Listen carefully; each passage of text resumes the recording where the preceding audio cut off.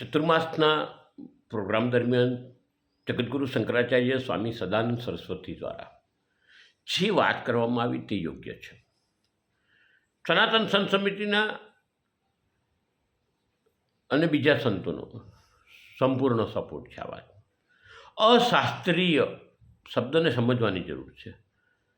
શાસ્ત્રની અંદર દર્શાવેલા સંપ્રદાયો સિવાયના જે સંપ્રદાયો છે તે અશાસ્ત્રીય સંપ્રદાયો છે.